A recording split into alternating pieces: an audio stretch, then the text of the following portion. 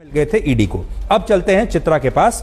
चित्रा, अब आप हमें बताइए कि हेमंत सोरेन बाहर आए या नहीं आए, और अब आज की रात उनकी कहां बीतेगी। उन्हें तो बहुत शानदार लाइफस्टाइल की आदत है, वो प्राइवेट प्लेन्स में चलते हैं, बड़ी बड़ी गाड़ियों में चलते हैं। आज उनके लिए एक तरीके से वैसा ही होगा जैसे वो 20, 30, 40 साल पहले वापस अपने किसी आदिवासी के तौर पर किसी जंगल में चले जाएं। आज की रात काफी मुश्किल होने वाली है।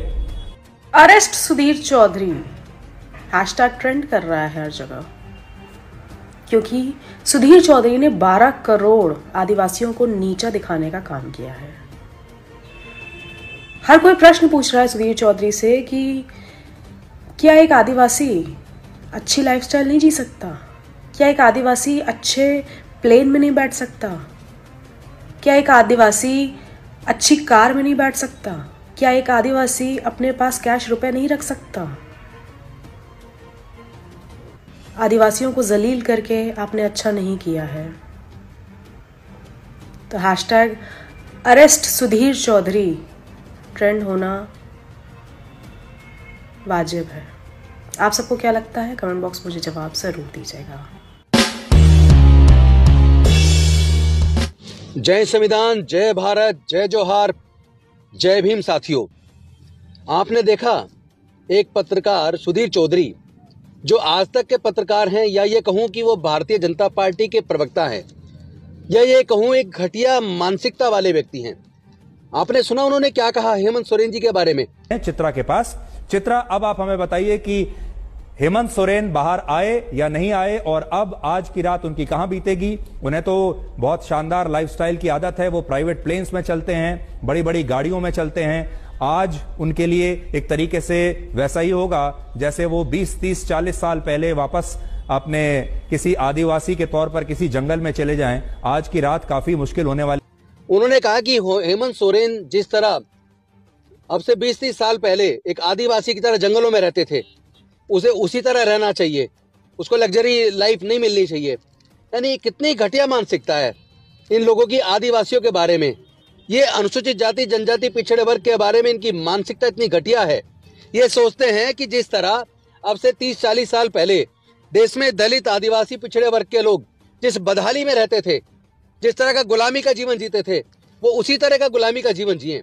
और दूसरी तरफ खुलेआम ये पत्रकार नहीं बल्कि बीजेपी के प्रवक्ता इन नकली टीवी चैनलों पर बैठकर, चाहे वो आज तक का चैनल हो चाहे दूसरे, चूंकि ये मुख्य मीडिया जो अपना आप को क्लेम करता है, ये बेसिकली मीडिया नहीं रहा, ये भारतीय जनता पार्टी के प्रवक्ता चैनल हैं।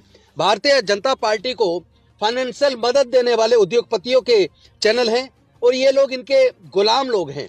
ये लोग हमारे लोगों को उस तरह आगे बढ़ते हुए नहीं देखना चाहते।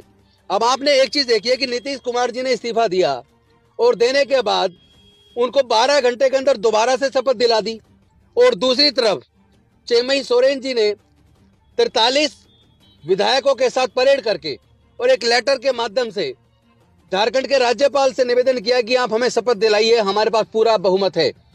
लेकिन 2 दिन से ज्यादा हो गए, आखिर झारखंड के राज्यपाल किस बात का इंतजार कर रहे हैं? क्या वो भारतीय जनता पार्टी के इशारे पर उन सारे विधायकों को तोड़ने के लिए भारतीय जनता पार्टी को टाइम देना चाहते हैं?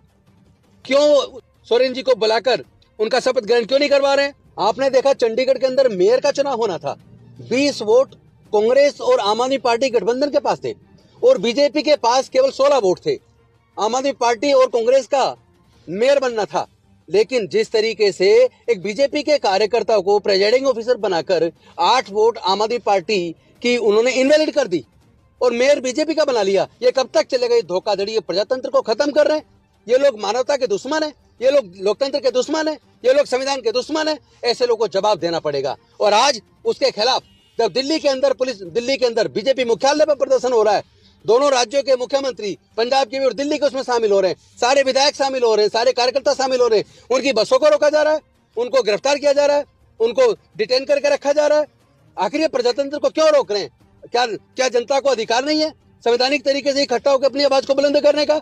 आखिर कब तक चलेगा? ये लोकतंत्र की हत्या देश के लोग स्वीकार नहीं करेंगे। मोदी जी की तानाशाही को जनता उखाड़ के फेंक देगी। लेकिन मैं निवेदन करता हूं, आप शांतिप्रिय तरीके से, संवैधानिक तरीके से अपनी आवाज रखिए, सड़कों पे उतरिए और अपनी आवाज को बुलंद कीजिए। और मैं तमाम देशवासियों से निवेदन करता हूं ये ईवीएम से जीतने वाली सरकार, ये दलित विरोधी सरकार है, ये आदिवासी विरोधी सरकार है, ये महिला विरोधी सरकार है, ये अल्पसंख्यक विरोधी सरकार है, ये पिछड़ा विरोधी सरकार है, ये किसान विरोधी सरकार है, ये मजदूर विरोधी सरकार है, ये गरीबों के विरोध वाली सरकार है जो केवल ईवीएम से जीतती है।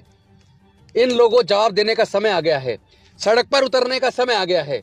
संवैधानिक तरीके से, प्रजातांत्रिक तरीके से सबको सड़क पर उतरकर इस सरकार का जवाब देना होगा।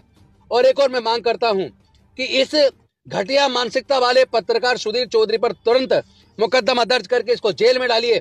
इसकी जगह जेल के अंदर है। ये वही है ना जो ब्लैकमेलिंग के आरोप में जिसने पैसे लिए थे, जो जेल गया था, और ये दूसरों को सीख दे रहा है। ऐसे लोगों की जगह जेल में है। मैं समस्त देशवासियों से निवेदन करूंगा, इसके ऊपर जितना ज्यादा हो सके उतना ट्वीट कीजिए, उतना ज्यादा फेसबुक पे डालिए और इस जातिवादी सरकार के खिलाफ न्यायिक तरीके से, संवैधानिक तरीके से अपनी आवाज बुलंद कीजिए।